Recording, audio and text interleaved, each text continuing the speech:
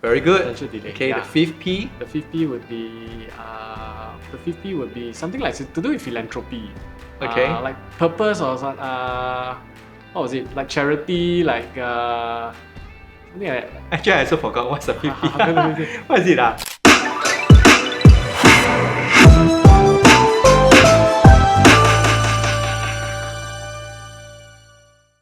Hi, welcome to Estate Planning with Eugene, and today we are fortunate to have Henry, who is actually a lifetime MDRT member, who will share with us how he managed to integrate estate planning with life insurance. Hey Henry, Hi. thanks for coming here today. So tell us more about yourself. I understand that you have been a leader for like almost a decade. Yes. Tell us more. Okay, I'm in this industry. I joined this industry for about 14 years now. Wow, 14 years. 14 years. So I started off as a consultant, achieved my MDRT in my second year. Then in my fourth year, I moved up as a leader. So it's very time flies, man. I mean, 10 years since I've been a leader already. Wow, you're a leader, and I understand that you are also a qualifying life member. Yes, I'm. Okay, so you have been busy on the ground, digging your heels, and you are also leading your team. Yes, that's correct. Okay. So thank you for allowing us to interview you and giving me the privilege to find out more from you how you have managed to successfully integrate estate planning with life insurance planning. All right. So tell us more. I think you were just sharing just now when we were having a conversation that you had this client. Yes. All right. So tell us more about this client. Okay, so this client is a client of mine for more than a decade. So I've always met up with him regularly, like every quarter, just to catch up, have coffee, review his policies and everything. I mean, he's got policies from me for all his family members, including himself. Wow. Yeah, himself, his wife. You've been his doing a great job. Oh, thank you so much. Thank you so much. So sometimes I wonder what other value can I provide to him besides just catching up for relational reasons. Exactly. Yeah, Exactly. so from time to time I will attend courses. And one of the courses that I attended was your course. Okay. Estate planning. On estate planning. Great. So I learned about the 6 P's of estate planning, So it really struck me Okay. how easy the concept is, how relevant it is. And so I got very excited, Okay. after attending the course. Now, before you get into the course, Yes. maybe you can share with the audience here, like, what is your concept about estate planning prior to attending such courses? Okay, my understanding of estate planning is really very simple. Okay. Maybe nothing more complicated than what a layman would understand it to be. So basically, if a person passes away, how would their assets be distributed? So that is what estate planning was to me in the very simplest form. So have you been actually talking to your clients about estate planning before that? Like, The only thing I did was really just to get them to nominate their policies. nominate policies. Nominate their policies or write the will. Okay. So I would outsource the writing of will to lawyers, party. third parties, friends, Okay. partner law firms that I know, but I don't really get involved.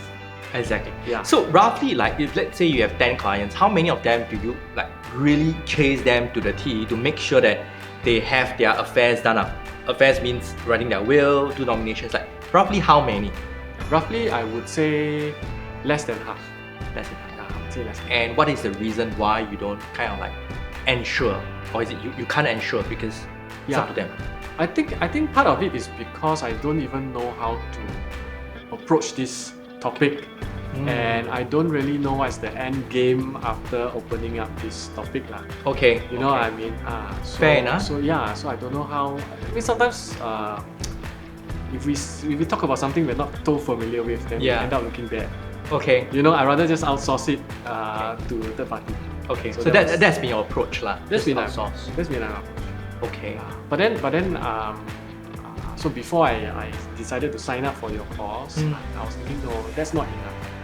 Because if I wanted to add more value to my customers, Yeah. customers who have been with me for more than a decade, I think I should first and foremost upgrade myself, Okay. right? Great. That's what a leader should always do. Yeah. So that's what I did, and I was not disappointed.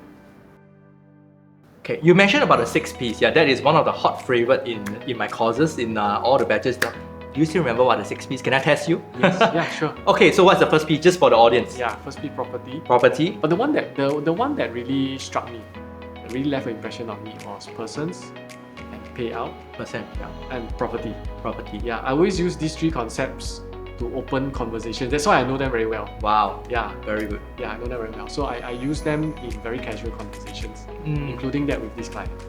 Okay, great. So yeah, tell us more. Like when you have this client, you said you meet him regularly. Yes. So how did you actually, most of the advisors will like be asking like, how do you actually use this estate planning knowledge and fix an appointment and say, hey, Mr. Tan, I want to talk to you about estate planning. Like, how do you do that? Okay, I usually don't approach. I usually don't fix appointments based on that approach. Okay. Because I find it a little bit. I'm afraid that I'll put them off meeting me. Okay. So usually what I do is I condition their mind over an extended period of time that when they meet me, it's not necessarily always about insurance. It's not necessarily always about opening a case or closing a case. Okay. I want them to meet me because they enjoy their interaction with me. Okay. And then between these two appointments, right, between the time I meet them and the time I meet them again, I try to acquire some knowledge. I try to acquire some certain skill sets that I can apply to the next appointment. I see. And so that's what I did in this case.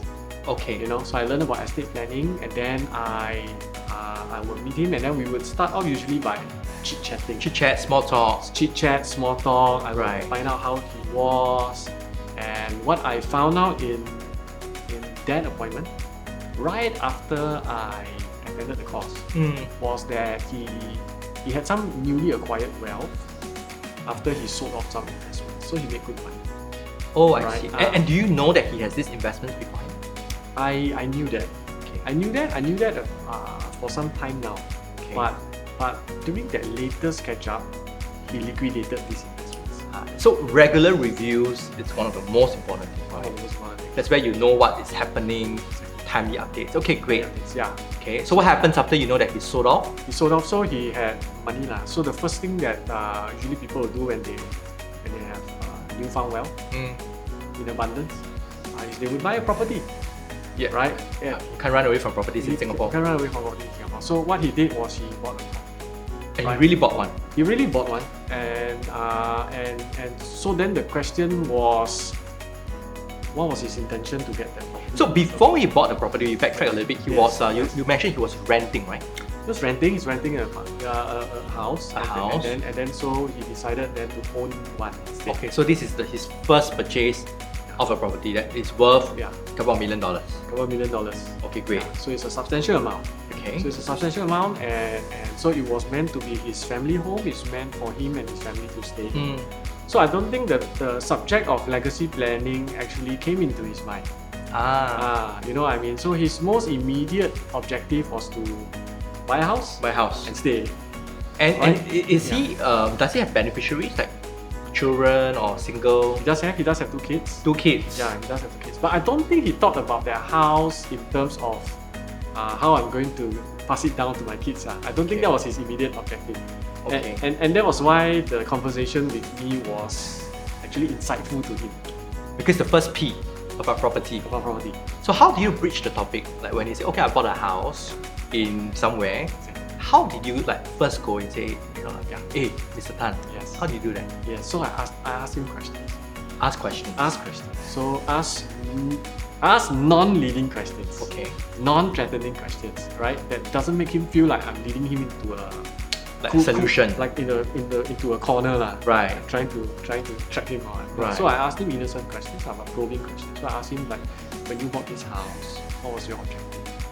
And then naturally his answer to me was to stay. Okay. Then I said that is this property a freehold? Then he said that it was. Right? He said it was a freehold. It was Okay. a freehold property. So then I said, what was the intention of buying a house that kind of doesn't have a expiry date lah? Wow. Okay. Yeah, right? So then he said that, it's to pass down to his kids lah. Wow. Ultimately lah. Just 3 questions and you got him to. Okay. Yeah. Very skillful. Yeah. skillful. It's Okay. just conversation. So then he said, yeah, it's to Pass down. Pass down. Then Yeah. I said, have you thought about how you would like to pass down the property? So he said that Well, simple. I have two kids. I'll just split the house into two. I'll just include it in my will. And Typical reply, right? typical reply, and which was a scenario that is covered in the course. Yes, exactly. Yes, Yes. yeah. So it's not something that when I was sitting there, I was surprised with, Yeah. right? That I was expecting. Okay. You were ready now. I was ready now. Okay, awesome. Right, I was ready. So then I said, okay, do you know, what if I told you that there are better ways to distribute your assets? You know, because doing this is a very common way of doing it, but it's not from a financial planning perspective, from an estate distribution perspective, it may not be the most optimum way to do it. And Yeah. that's like the first time you talk to him about distribution. So I mean, just for the benefit of most of the people who are listening in, did your client like feel that, hey, you know, like, what, you are not a lawyer, why are you telling me such things? No. Okay, No. so you were confident. It has nothing to do with confidence. It's because of the relationship and the goodwill that I see. we built up over the years, more than a decade. So he knows that when I speak, I speak with good intentions. Good intention, yeah. I speak with good intentions, and I speak with some basis. Okay. Yeah, and I don't speak so that I can anger myself into close a deal. So you have a good Yeah. track record because Yeah. you have been always servicing him. Yes. Very good. Yes, Very yeah, good. yeah. I think that's important to build that goodwill over time, right? Right. So he when he heard me and answered my questions openly, you know, he was curious.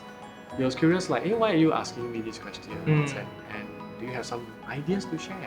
I would like to hear them if you have good ideas, Wow. right? Yeah. So so that's how we began.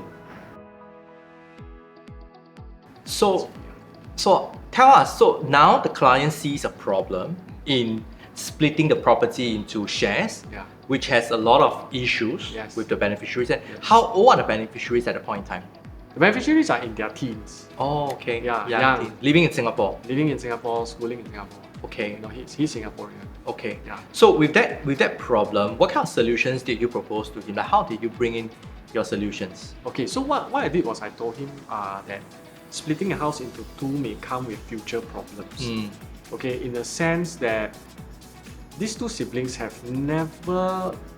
would probably never co-invest in a multi-million investment Yep. in their lifetime. Most siblings won't, Yeah.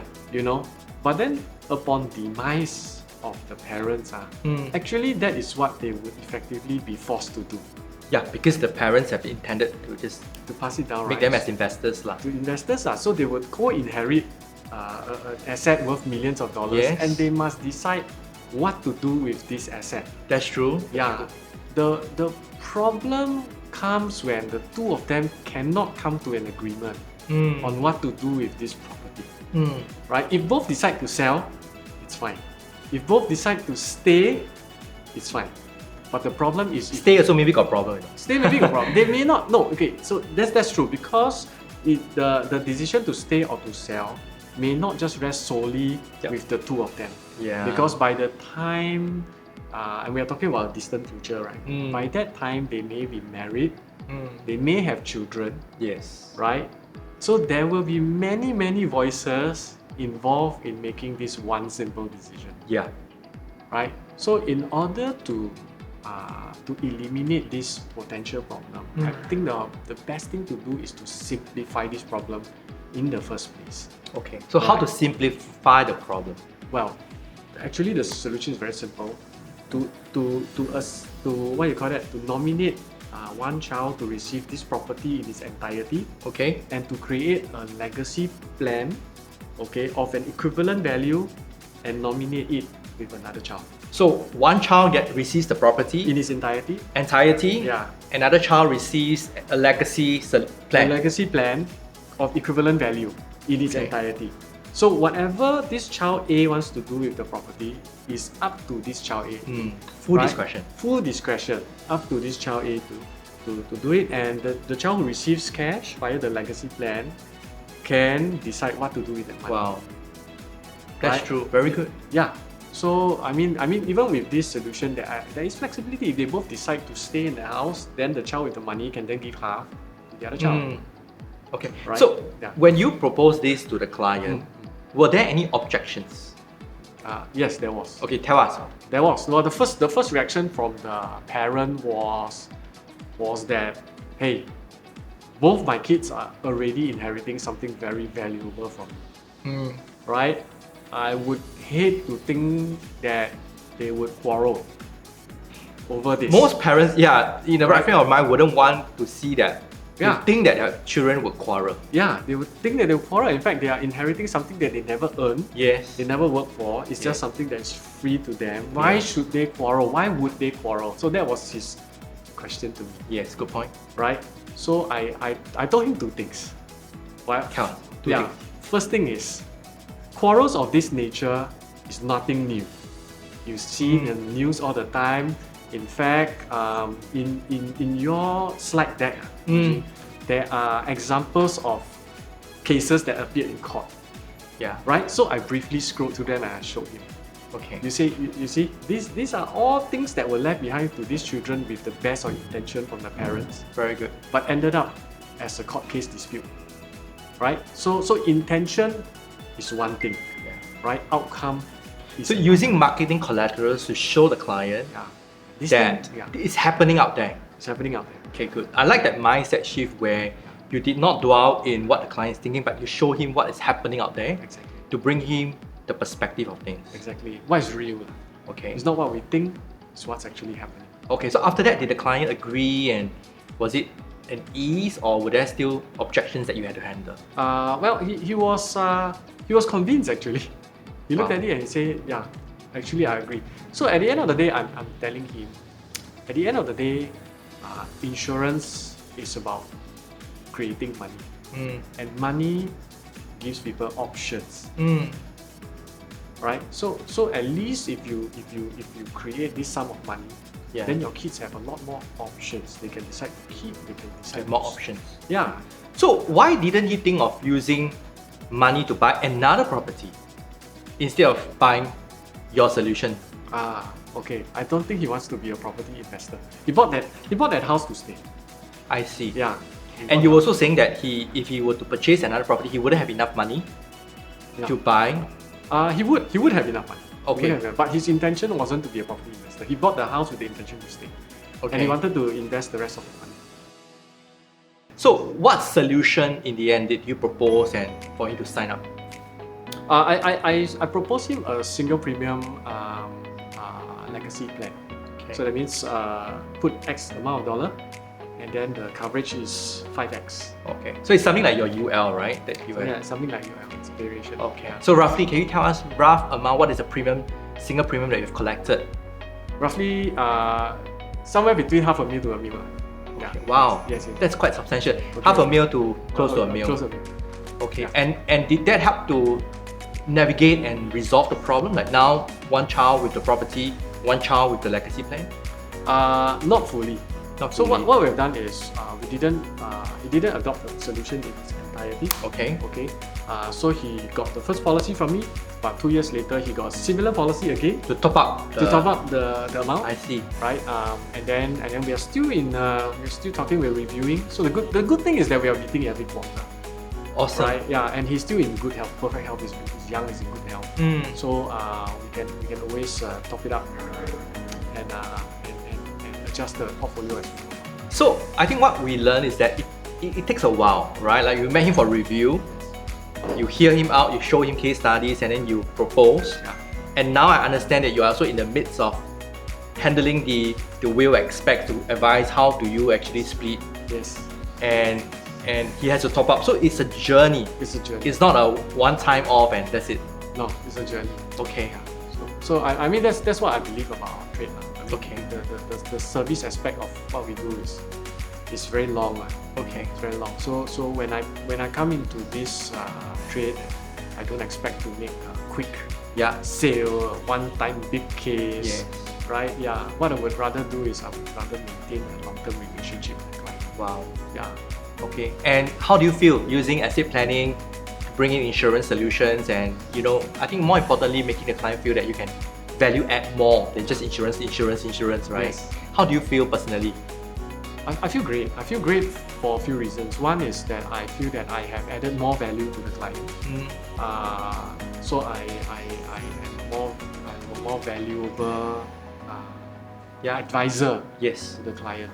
And at the same time, I also feel more confident because then now that I know I can open big cases, I can close bigger cases, and I know that this is the first of probably many of such cases. Wow. And the case sizes would probably also increase. Yeah. You know, as my confidence level, as I develop more track records. I'm sure you will. Yeah. And I'm also confident that this customer, if he's happy with the solution, he would refer other customers who have similar needs to me. Yeah. Right? Referrals. Right? So all it takes is just that first breakthrough. Yes. And then the rest will just fall into place. Wow, so happy for you. Yes, thank you. Lastly, do you have any advice for the advisors watching this video? Some of them are thinking, how do you incorporate estate planning with insurance planning? Do you have any advice for them? My advice is don't think too much. Don't think too much. Don't think too much, really. The best investment you can ever make in your life is in yourself. Right? Because if you don't invest in yourself, who would? What a great advice, yeah. Right? Yeah. So the first thing I would urge people to do is attend your course. Okay. Really, and learn about estate planning. Right? Upgrade themselves. And then after that, seek out people who would give this advice. Yeah. Because not all clients will need estate planning at one time. So you got to know which is more urgent and immediate. Exactly. I mean, nobody walks around with a sign on the head. I need estate planning. Yeah. So it's not that obvious. You need to really have conversations with them and slowly uncover some of these needs through these casual conversations. But you have to be ready. You have to be ready. You need to be ready yourself, right? You have to be ready yourself. You have to be able to ask the right kind of questions. You have to be able to provide the right kind of examples, stories, information to the customer. Wow. Yeah. So if you meet the right person at the right time, armed with the right kind of information, and for them with the right kind of needs, everything falls into place. Okay. Amazing. Thank you for sharing with us again. Thank you so much. I wish you all the best for your future bigger cases coming in. Thank you. And by adding more value to all your clientele. Thank you. Thank you. Thank you so much.